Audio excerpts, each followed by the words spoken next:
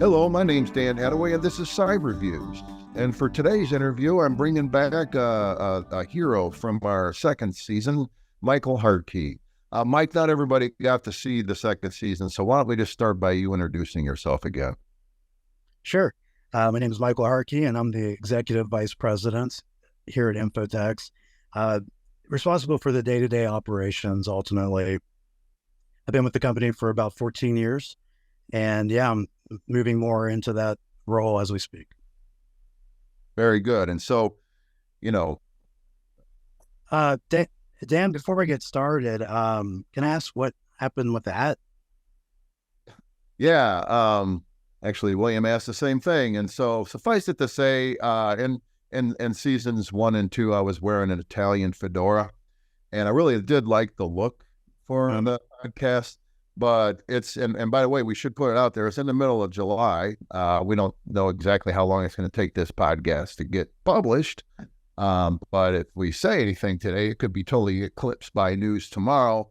And in the middle of the July, you don't really want to wear Italian fedoras. So I've shaken the hat for season 3 of our podcasts. But the last podcast, Mike, we named it NG Struggles. NG standing for next generation, and it kind of made a lot of sense because we're rolling out the next generation scene, and I think that you've been so instrumental in the whole scene. I mean, Mike was started off as the developer of our scene. But is that what we're going to talk about? What is this update to the struggles that you face, or what do you want to talk about in our podcast today, Mike? I mean, I'd like to talk about endpoint detection response, as well as some of the new offerings that we have coming down the path with our SIEM and MSOC services.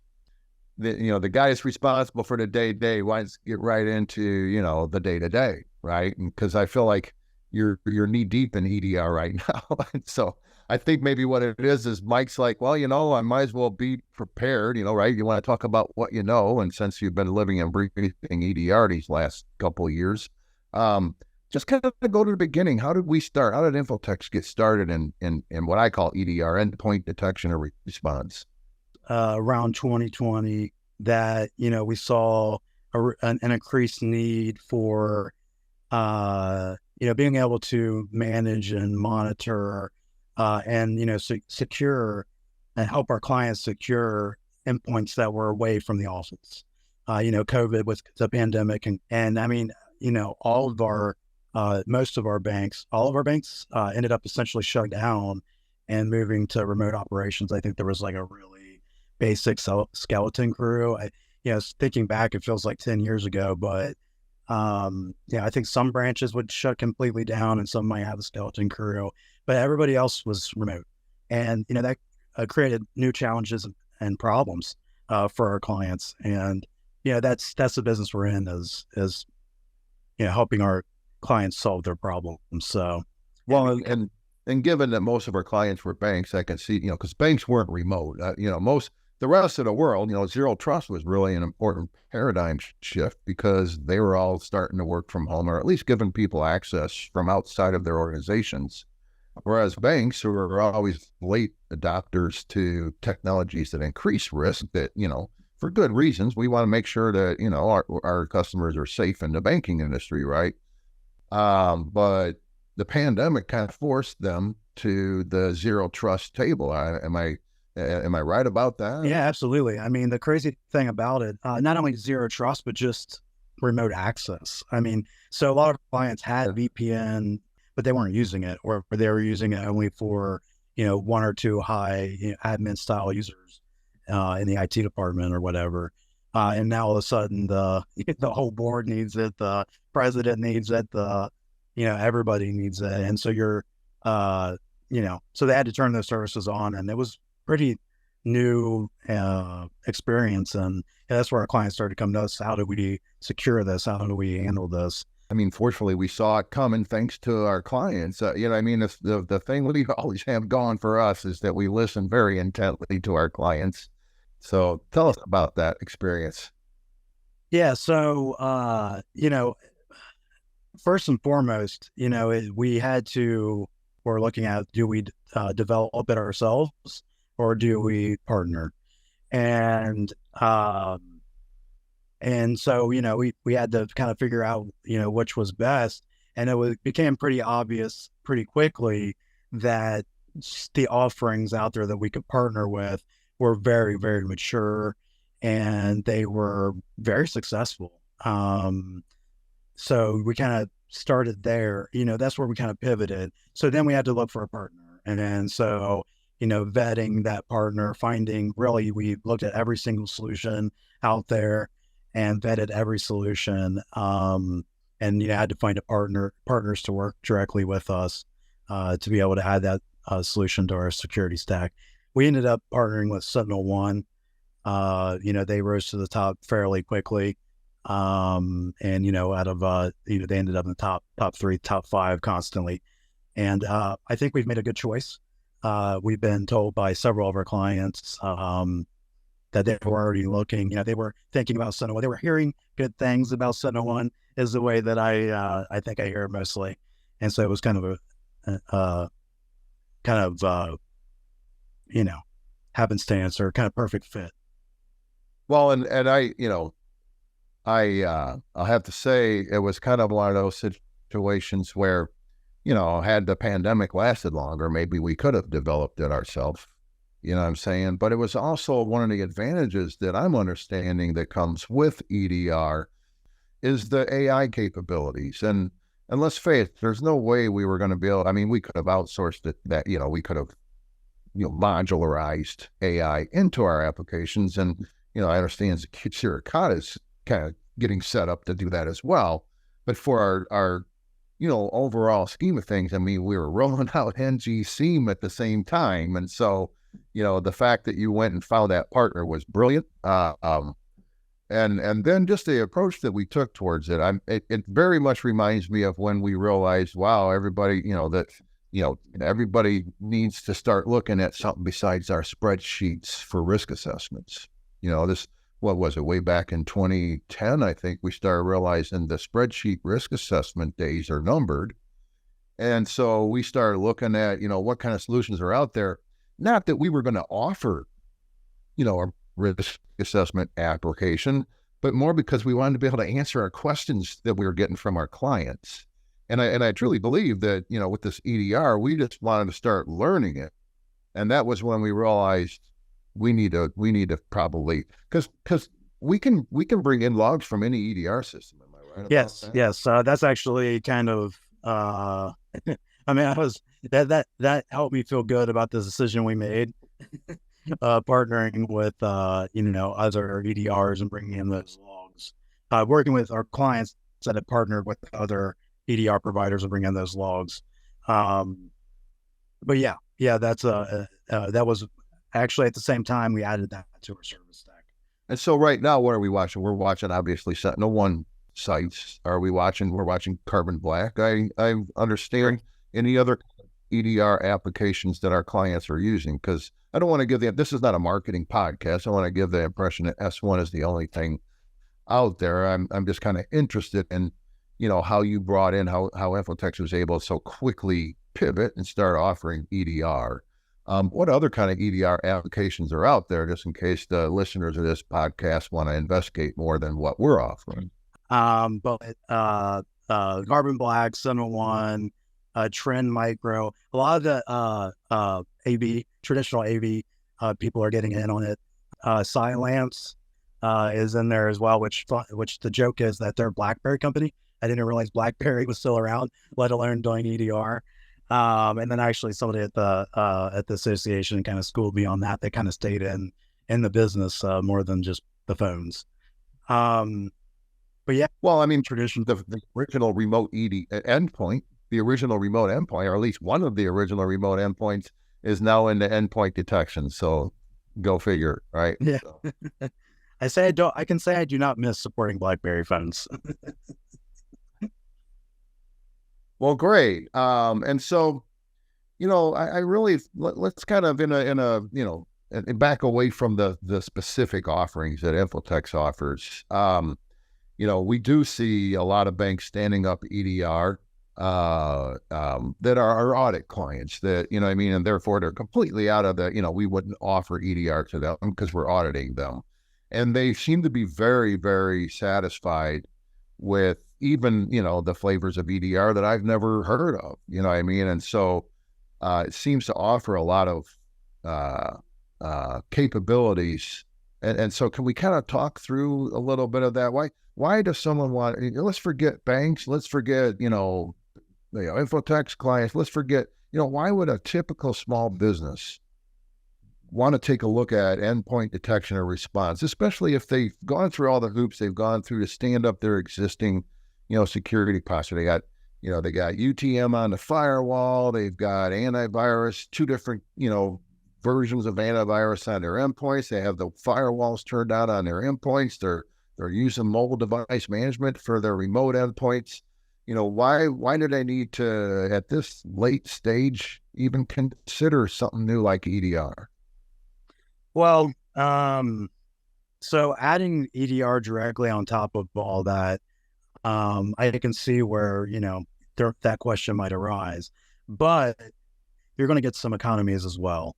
But before we even go into economies, I mean, I would recommend, if I could give, every user that has an internet connected machine EDR, that would be my preference.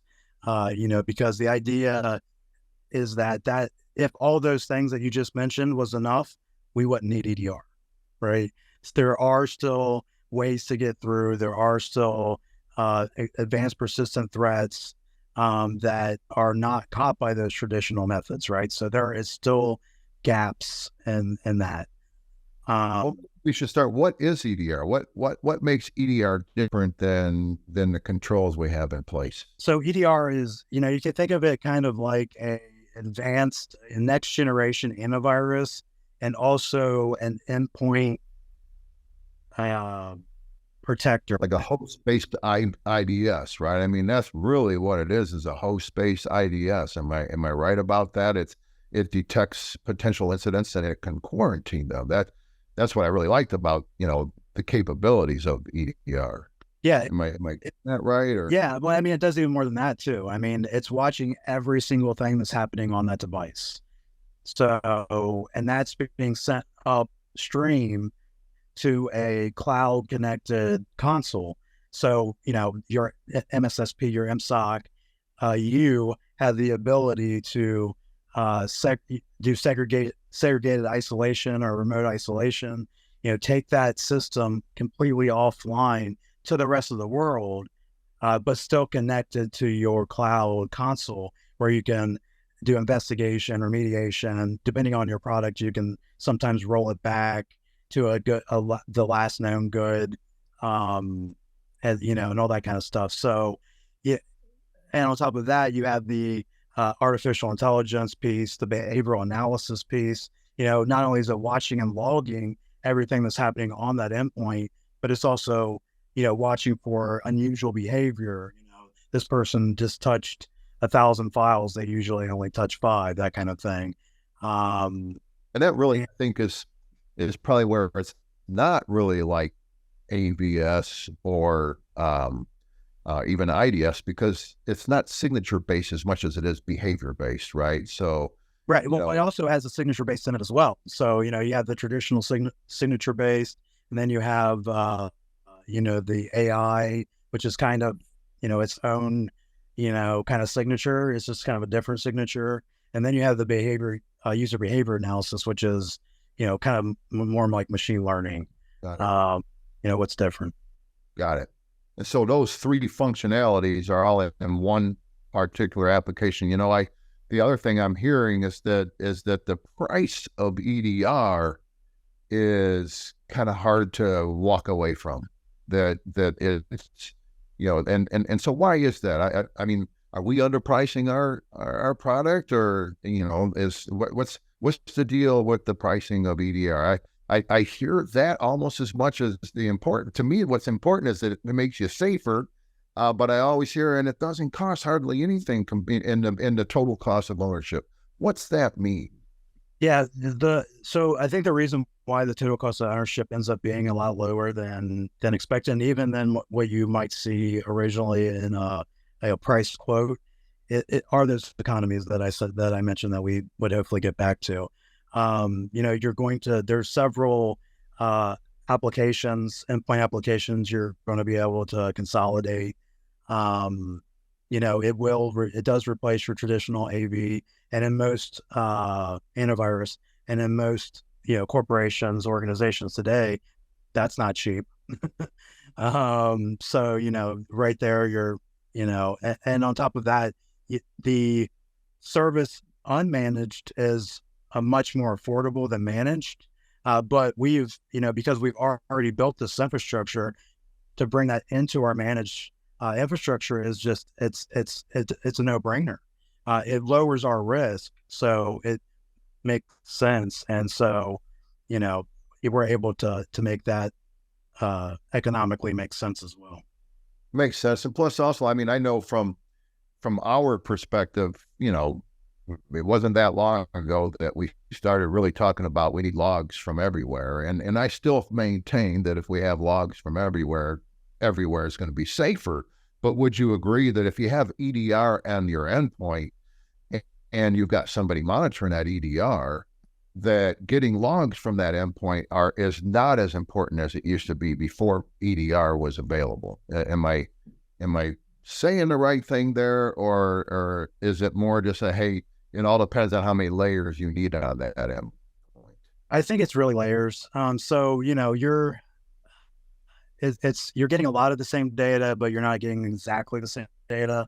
So the important thing that we don't get is the forensics. Users logging in, users logging out. That trail of activity. But a lot of the same information that is there. Actually, it's more granular in a lot of ways. Windows can log a lot of the same details with certain settings, but it's much noisier. Whereas, like process logging, whereas that's exactly what that EDR is doing, is watching every process kick off, every schedule event, every time. Matter of fact, something that's really cool about the next generation antivirus is they scan the system once. When you install it, does a full system scan, and then it's just does continuous scanning. So it doesn't need to do full system scans because it's watching every single time something changes. It's monitoring at that point in time, so it doesn't have to go back and say, "Oh, let's do a full disk scan." Every time a file comes onto the disk, it's taking action. Well, and then I guess I feel like you referred to it earlier. It's a term that is really an internal infotex term. It's been like the mother lode we've been going for ever since in 2003. When that's a long time ago, 20 years ago. I realize now. When for very good reasons, the governance part of infotex back in those days were CPAs, right? And they insisted that we have to segregate duties, that the people who are watching the network shouldn't be the same people that's changing the network. And we bought into that. We believed in that firmly, and we've lost business because, banks or, really non-banks wanting to streamline their process would rather have the people managing the firewall also be the people watching that firewall. Is kind of where it stemmed from. But you called it segregated response. Let's talk a little bit more about that, because I feel like that's the beauty in EDR. If you have somebody watching your EDR for you, what is one of the greatest advantages of that, Mike? Yeah, well, like you said, that's one of the concerns that we have had is, we believe in that segregation. We don't want the keys to the kingdom. So the segregated response allows us to take action on that endpoint, take that endpoint offline, do remediation, watch that endpoint, and not have any access to that actual system. We don't have the keys of the kingdom. We don't have any passwords. We don't have any, we don't have any administrator access on the client's network. We just have access to that machine via the cloud console. But it's full access down to the command line, and some EDRs, endpoint detection systems, allow you to even roll back as well, and mitigate right there and then. And by pulling it off, again, you're pulling it off of the worldwide internet, and it's just connectable to that cloud infrastructure, to the security team. So I'd like to kind of draw that picture a little bit, because some of our audience members might not understand exactly what we're talking about here. And so as it stands right now, if we were watching a network, and that network had, a laptop that was out in the field and ended up, with ransomware on it, we would see maybe a signature triggered, showing that ransomware. Right. And then we would immediately get on the calling tree, and we'd try to find somebody to help isolate that system. Whereas now with EDR, what actually happens is, we don't even have to wait for the signature to be triggered, because the EDR might be able to detect that ransomware just by the way it's acting, by what it might be trying to do before the signature gets triggered.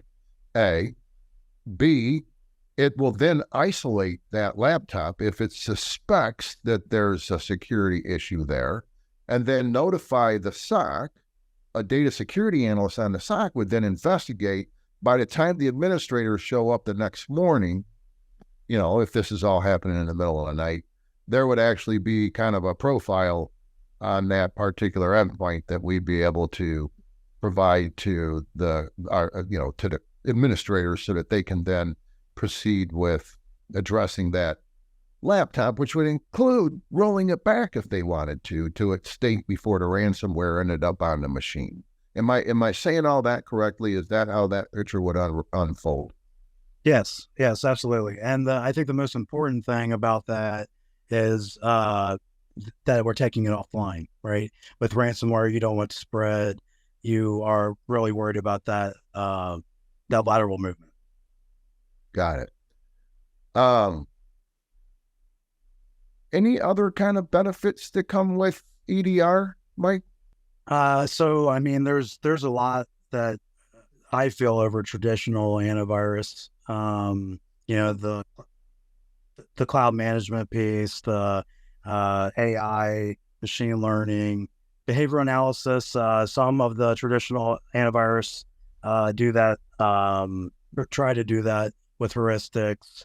The continuous updates via cloud. It's you're constantly being updated, versus kind of the old system where you're going out looking for definitions. Also like you had mentioned, the host-based IDS and the host-based firewall. So good EDR is also going to have a host-based firewall, which allows you to do some of that blocking of internal to internal lateral movement. That's kind of hard to do in a trusted internal network. Because the EDR ends up being a firewall between that endpoint and the rest of the network. Am I right about that? That if it's aware there's ransomware on that endpoint, it's going to block it from trying to go somewhere else on the network. I mean, I know. Yeah, not but you could send out firewall. You can actually control, some products. I'm not sure all products, but some products you can actually control that local endpoint firewall. Push that out to everybody. So say you have this device that's compromised, you can block access for that internal IP address on all of your other device endpoints. So it's almost like an instant network segmentation. If we, not only is it isolation, but it's also, hey, don't even try accessing this from the other direction. Exactly. Got it. Well, Mike, I'm sure there's other struggles, being the next generation running the company. I know that because I've been in your shoes before. And so I appreciate you, parting the waters of all that you have to do to be able to give us a half hour here for our, podcast. Anything else you'd like to add? I would like to kind of talk about just real quick some new stuff we have coming down the path.